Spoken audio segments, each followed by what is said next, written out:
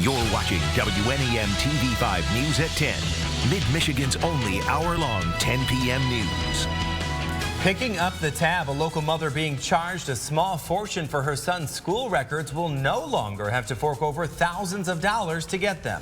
Looking for a link as investigators try to connect debris to missing Malaysia Airlines Flight 370. Questions surrounding the plane's disappearance reemerge.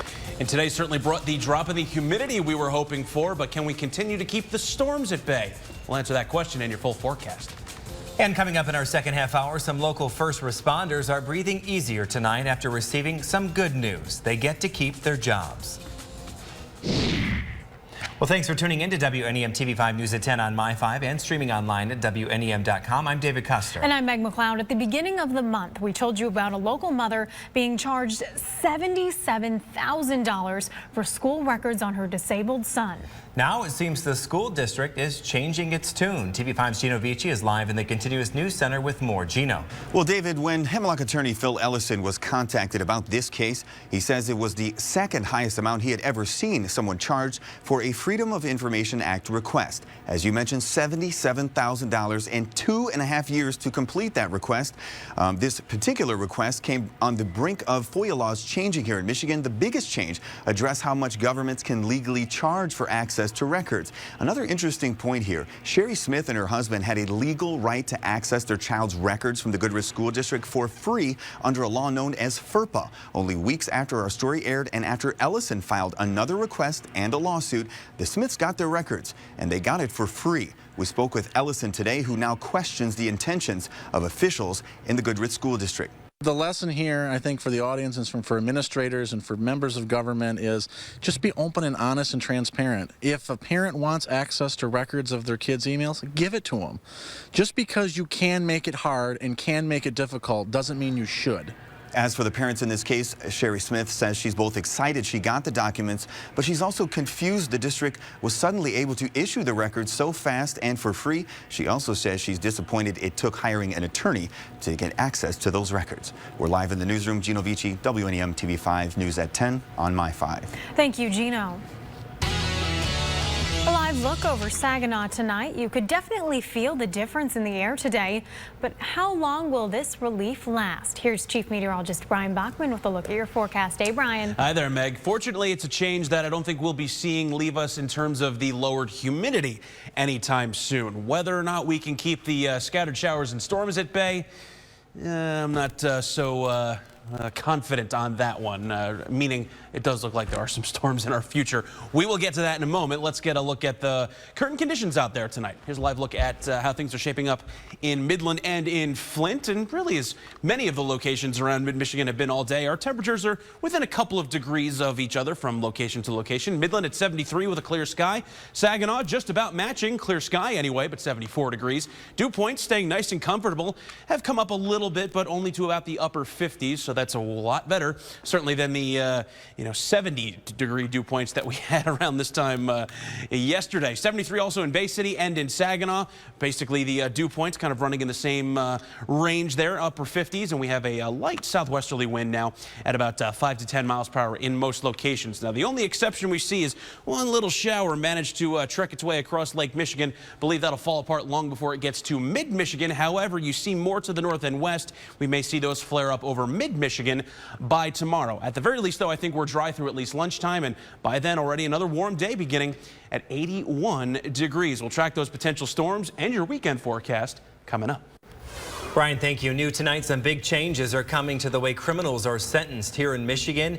In a 5-2 decision, the state Supreme Court voted to eliminate mandatory minimum sentencing. Instead, it will be up to Michigan judges to decide the minimum amount of prison time. I think judges are looking forward to it. I think we like the idea because look, the voters elected judges relying on their wisdom and their good discretion to know what to do. And when there's some sort of criteria etched in stone, that's not what the voters made their selection based upon. Today's decision softens the boundaries of the sentencing guidelines, allowing judges to use their own discretion to go above or below the recommended minimum sentence. In the past, those recommendations would be binding. A local teen drowned this evening while attempting to swim to the other side of the lake. It happened at Lapeer County's Lake Minnewanna. Police say 17-year-old Troy Paxton and his friends were trying to swim from one end of the lake to the other. His friend, 17-year-old, was having trouble. He told him to roll up on his back too. He continued to come over and was going to get a boat to come back and help his friend. He turned around and his friend went under. Paxton's body was recovered from the lake at Metamora Hadley Recreation Area just after 6 p.m.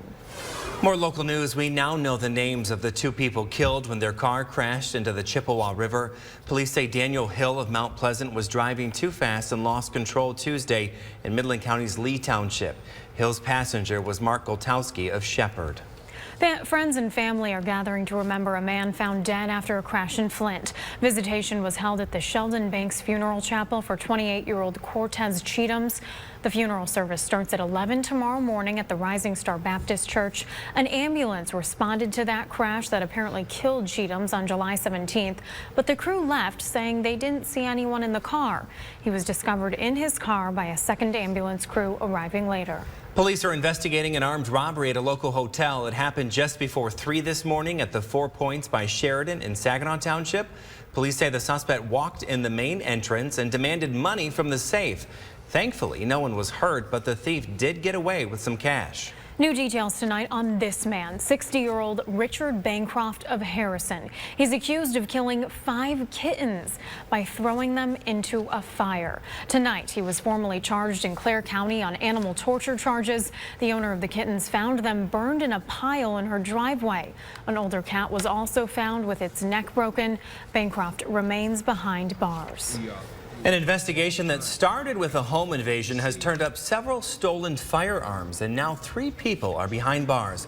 All of these weapons that you see right here on your screen were taken from a home in Genesee County's Clayton Township on July 22nd. Investigators from multiple agencies tracked down a suspect in Flint. That person was driving a car stolen out of Swartz Creek. Further investigation led to raids at 2 homes, leading to what you see here.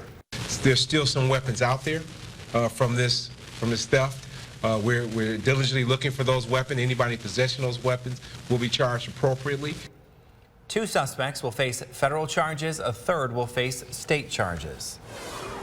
Well, now we turn to the search for local fugitives in our weekly segment, Crime Watch 5. Tonight, we're showing you some of Mid-Michigan's most wanted and highlighting unsolved cases to help police bring fugitives to justice. We begin tonight with a home invasion on Flint's east side.